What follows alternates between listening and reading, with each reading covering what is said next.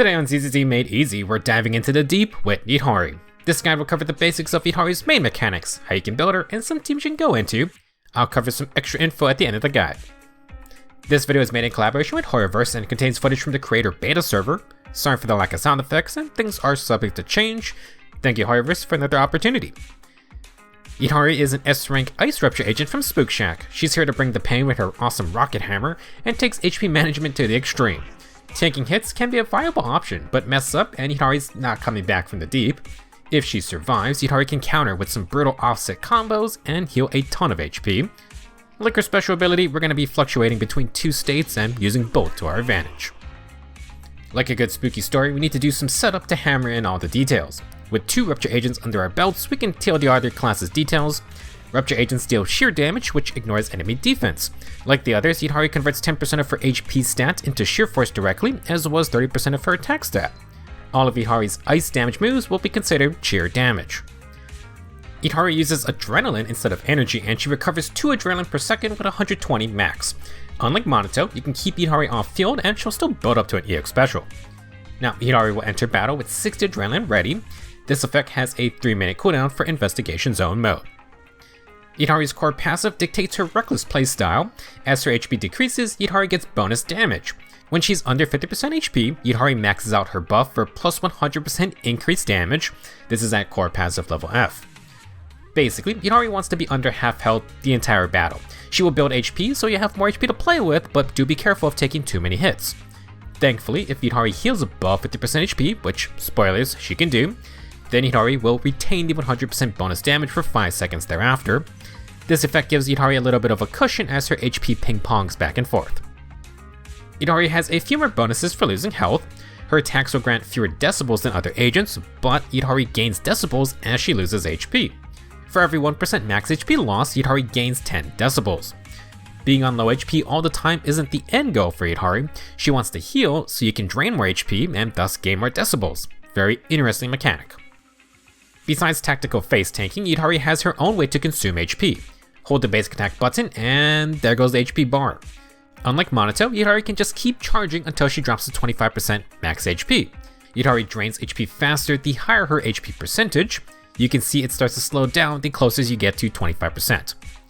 Naturally, Yidhari has a few methods to recover HP. Her basic attack string consists of 3 parts, and the third basic actually heals 10% max HP. If you want to chain basic attacks, you can keep pressing the button and Yidhari would do an alternate first basic attack before repeating. It's not her main move, but Yidhari can chain into her healing third basic attack in a lot of ways. Along with consuming health, holding basic attack will increase Yidhari's charge attack level. The resource bar is an extra visualization of Yidhari's charge level. You'll mainly want to pay attention to Yidhari herself. As Yidhari charges, her hammer will flash and play a sound effect when it reaches the next level. Yidhari can move while charging, and she has 3 charge levels. She starts with level 1, which is represented by the first half of the bar. The first flash represents charge level 2, and that's when the bar is filling in the second half.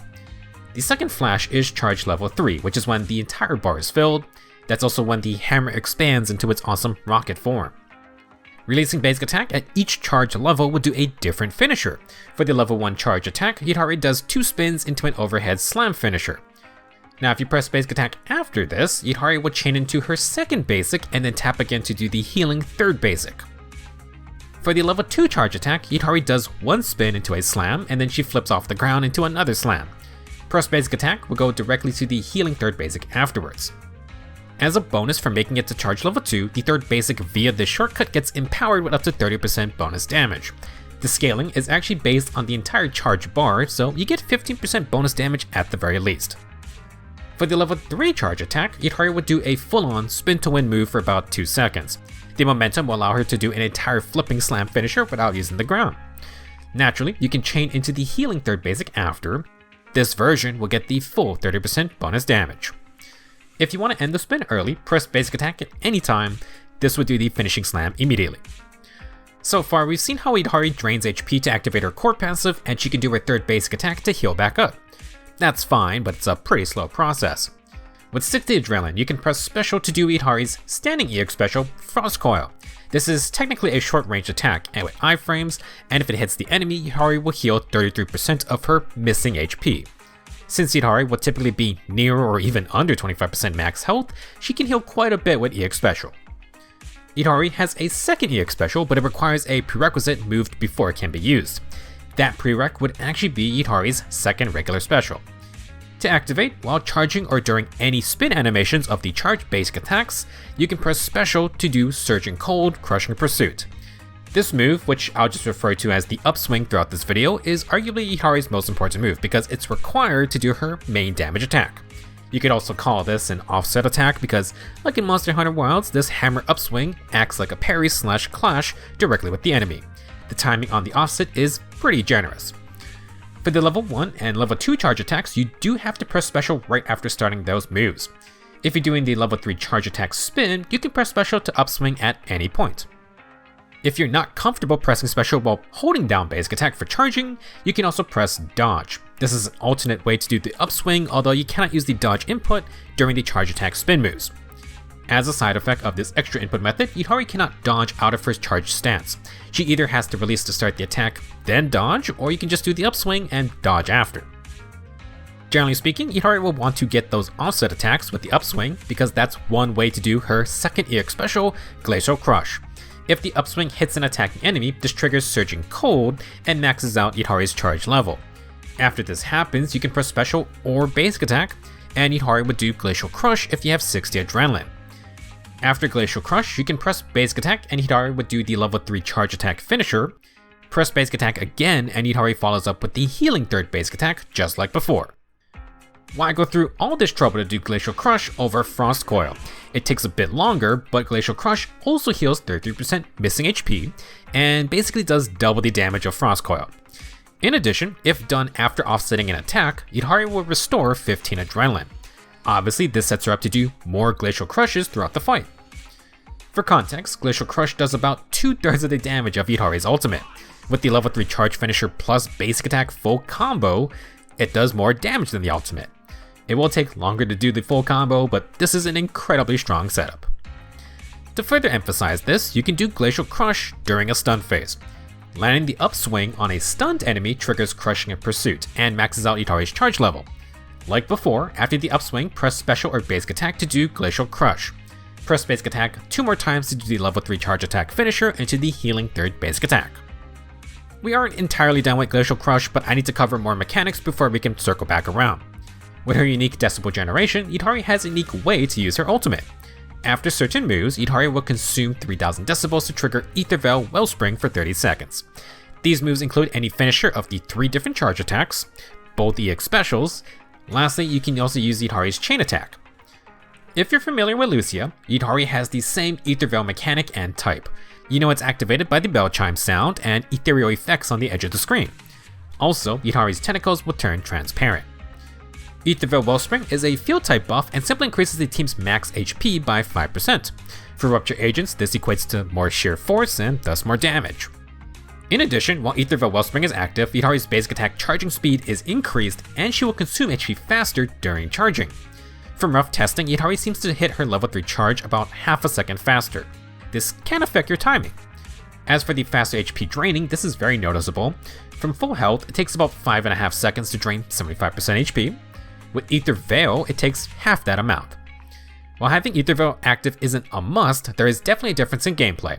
Ether Veil effects don't stack, but they do extend the timer. This means if you have Lucia, who also triggers Ether Veil Wellspring, then you pretty much have it active the entire fight. With that being said, it is only after Yidhari herself triggers Ether Veil can she use her actual ultimate attack for the next 30 seconds.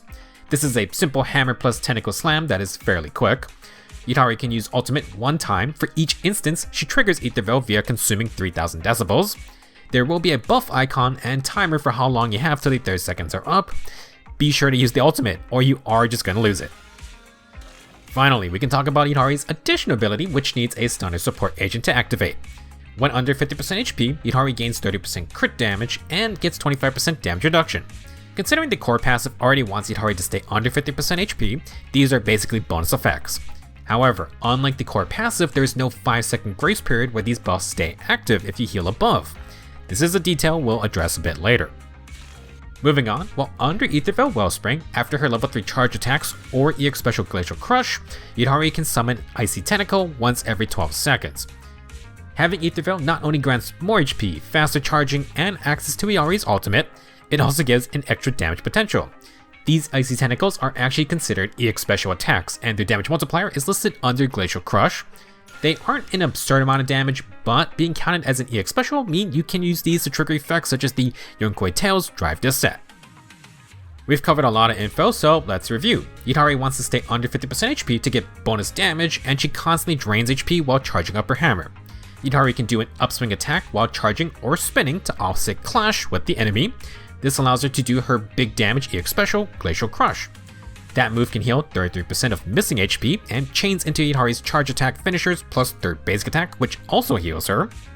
Draining HP gives Yidhari decibels, and she deploys Ether Veil after certain moves when she hits 3000 decibels. Yidhari has 30 seconds to then use her actual ultimate, and during Ether Veil, Yidhari will also summon tentacles for extra damage. Some people might not be super comfortable with Yidhari's low HP playstyle, even with her 25% damage reduction. This isn't her only percent damage reduction source though. Under her basic attacks, Yidhari has Frost's Crushing Weight. This effect states while charging or spinning during her charge attacks, Yidhari will block with her tentacles, reducing damage by 25%. From my testing, this damage reduction is additive with the addition ability, meaning Yidhari gets 50% DR if charging or spinning on low health. She isn't invincible, but this is actually a very strong ability, and it has a few more perks. If she is in the middle of charging or not at full charge, Yidhari's tentacles will dish out a small counterattack. In addition, Yidhari will return to the charging stance and instantly gain 1 charge level. After you trigger Frost, Yidhari can press basic attack to immediately follow up with the finisher of the current charge level. If you press special, Yidhari will instead do a guaranteed Surging Cold Upswing. To showcase, if Yidhari gets hit while in charge level 1, she jumps to charge level 2 and pressing basic attack does the level 2 finisher. If she gets hit during charge level 2, she'll jump to level 3 and do the level 3 finisher, where skipping the spin move entirely. Instead of just doing the finishers, Yidhari can also instead press special to do an upswing. This upswing will always trigger Surging Cold, meaning you can go into EX Special Glacial Crush right after. Since you do not need to score an offset with this method, and Yidhari gains decibels for losing HP, this is actually a viable tactic to do Glacial Crush instead of going for the offset timing. With the 50% damage reduction and Glacial Crush healing after, this does give Yidhari some room to make mistakes. So far I only showcased Frost's Crushing Weight while charging, but you should know how it works with Yidhari's spin moves. If you start the level 1 charge attack, Yidhari does 2 spins. If she gets hit during these spins, Frost activates, returning her to the charging stance and bumps her up to charge level 2. While you can do the level 2 finisher, instead you can press special to do a Surging Cold Upswing. Surging Cold bumps Yidhari to max charge level, so now you can do the level 3 finisher after this ends. Of course, this only applies if you don't have 60 Adrenaline, otherwise you're going to do Glacial Crush instead. For the level 3 charge attack, Yidhari doesn't return to charging if hit during the 2-second spin to win portion. You do, however, get the guaranteed Surging Cold Upswing. Again, this allows Yidhari to get the Glacial Crush without offsetting an attack. Frost's Crushing Weight is essentially allowing you to sacrifice HP instead of getting the offset timing. You don't have to use it, but it's a great quality of life for players who aren't playing perfect all the time. The only issue is if enemies deal too much damage. 50% damage reduction is fantastic, but it's not damage nullification like if you do score those offset timings. With Yidhari's mechanics covered, let's go over some tips for battle. First off, there's no rules saying we can't, so might as well drain most of Yidhari's HP before the fight begins. You can set up with your supports, then Yidhari can come back in with all her damage buffs. She already has 60 Adrenaline, so time to hunt for those offsets into Glacial Crush. Thanks to Frost, you can still trigger Glacial Crush if Yidhari gets hit while charging. As long as she survives, you can press special to do the Surging Cold Upswing into Glacial Crush. Yidhari has a couple options depending on the enemy attack patterns. If you hit max charge and you know an attack is coming very soon, you can release to start the level 3 spin. You might as well deal some damage, then time the upswing as the enemy attacks. If the enemy isn't attacking soon, you can also just do the level 2 or level 3 finishers into third basic attack. Yidhari can heal some HP, which can then drain for more decibels. While going for offsets is fun, Yidhari also has a ton of iframes. The level 2 and level 3 charge attack finishers have iframes, and even the third basic attack has iframes while Yidhari is airborne. She doesn't have full coverage in between these moves, but I found Yidhari is usually fine to commit to the full combo. She doesn't seem to stagger much in the transition. As you get closer to a stun phase, instead of going for charge attacks and offsets, you may want to dodge counter and basic attack instead. Yidhari's dodge counter is a simple hammer swipe, and it can chain into the third basic attack after. The main reason for this shift is that Yidhari wants to save adrenaline to do Glacial Crush during the stun phase. The dodge counter and basic attack combo also do not trigger Yidhari's Ether Veil. If Yidhari consumes her decibels, she will start that 30-second timer on how long you can use her ultimate. If you trigger it too early, you might have to ult outside the stun phase. As a counterpoint, one benefit of this ability is that Yidhari can work toward the next 3000 decibels as you pocket the ult for 30 seconds. Like her HP management, there's a little bit of a risk and reward going on here. If you swap off Yidhari to say your stunner, then you can trigger the Ether Veil off a chain attack. While Yidhari's chain attack is pretty standard, it does get a little stronger if Ether Veil is active. She summons some extra tentacle attacks separate from the additional ability. Yidhari's stun phase combos can vary quite a bit, so feel free to experiment. I'm going to be focusing on a few combos I like to use to help get you started. For a very basic stun phase combo, after chain attacking, use Yidhari's ultimate. As this is happening, you can hold basic attack to start charging as soon as possible. Right as you see Yidhari start charging, press special to do the Upswing. This will trigger Crushing Pursuit, and you can press special again to do Glacial Crush. Follow up with the full combo using the level 3 finisher into third basic attack. If you have time, you can do 2 Glacial Crushes. After the first Glacial Crush, instead of doing the full combo, you can start charging, do the Upswing, and then the second Glacial Crush after. Of course, you can mix things up here. Instead of the full combo after the first Glacial Crush, you can just do the level 3 finisher itself. This can be nice if you need a little extra adrenaline to do the second Glacial Crush. You can also incorporate one Glacial Crush before the stun phase starts, or during a double chain attack. For the double chain attack method, the Upswing does not count as a heavy attack. The big slam of Glacial Crush will though, so be sure to swap out, wait for Yidhari to land, then start the second chain attack. The benefits of this method is that Yidhari will guarantee have 3 stacks of Yunquei Tails before doing her ultimate and then the second Glacial Crush. The downside is that Yidhari will heal. While Yidhari's core passive has that 5-second grace period for healing above 50% HP, her additional ability does not have this quality of life. To add to this, Yidhari's signature W engine has a crit rate bonus for being under 50% health. That too deactivates if you heal above half health at any time. For double Glacial Crush combos, you can hold charge for longer to drain HP until Yidhari is back to under half health. Looking at the previous example, this is why I have a hold basic attack input after the double chain attacks. If you were to use Glacial Crush in between, Yidhari might deactivate her other bonuses. This is something to keep in mind to maximize damage. For builds, Yidhari wants the standard damage dealer crit stats, and as a Rupture agent, she wants to focus on HP over attack. More HP also gives her more leeway when tanking hits. Yidhari's signature W engine is Kraken's Cradle. It has a 30% HP main stat, and when Yidhari's HP decreases, she gains 6% ice shear damage, stacking up to 3 times for 25 seconds. These stacks are calculated separately, and you can gain/refresh a stack once every 0.5 seconds. If Yidhari is under half health, at any point, she also gains 20% crit rate. Ice shear damage is a different multiplier from the general percent damage bonus of the core passive. Yidhari is always losing HP, so this is a very easy effect to keep active. While Yidhari generally is under half health, we just talked about some issues with healing. Be sure to drain HP before you do any of her big damage moves, that way you get that 20% crit rate.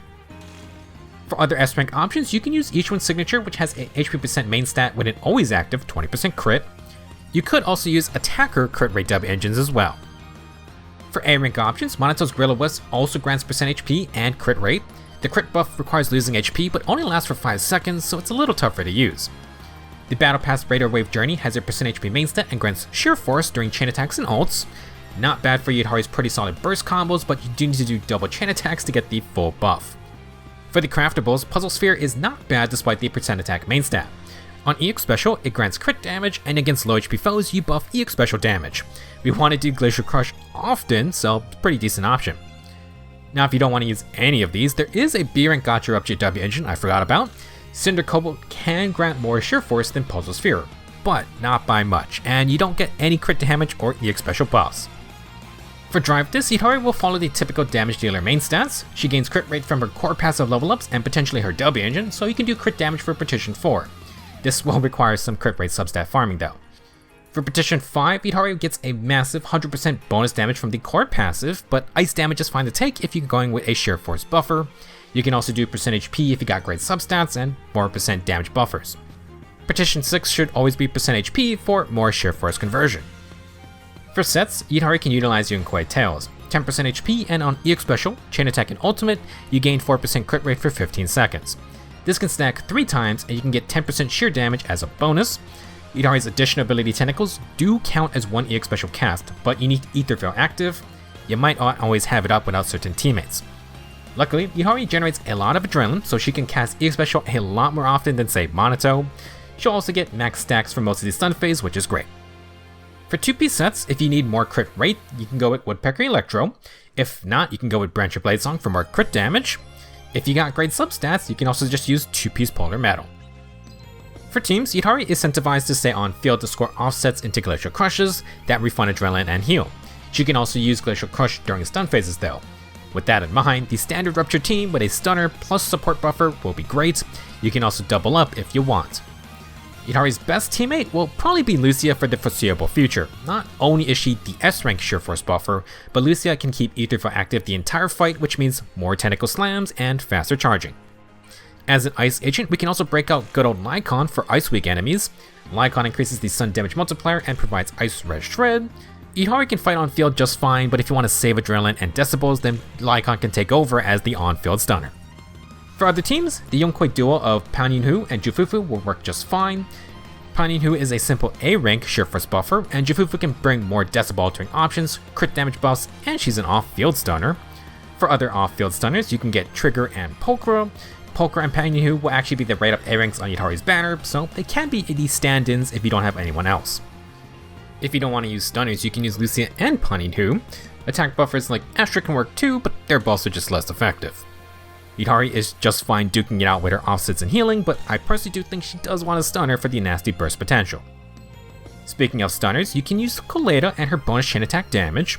Since Yidhari can save resources for the stun phase, you could also try Qingyi. She has a larger stun damage multiplier than Trigger or Lycon, but you need to build up and land her empowered basic attacks, which do require some field time. Feel free to mix and match any of these stunners or supports. Currently not available, but in version 2.4, Dial-In will be a new stun agent. Maybe keep an eye out for her as well. Yidhari is not a fire agent like Monato, but Lighter's such a cool guy, he buffs ice damage too. The main issue with Lighter teams is finding a third ally to activate his additional ability. You can use Orphe for off-field damage, and for funsies, I did try Hugo to end the stun phase early. That was an interesting team, but I can't say it was the most effective. Instead of a second DPS, you can use Caesar or Lucy despite their attack buffs being less effective. I did try double stunners more with Lighter plus Poker and found that to be working decently well. There are some slight issues with Lighter for these new Rupture agents, but hey, if you want to use him, there are ways to make it work. Next up, I want to go over Yidhari's Mindscapes. For Mindscape 1, Yidhari's EX Special adrenaline cost is reduced by 10.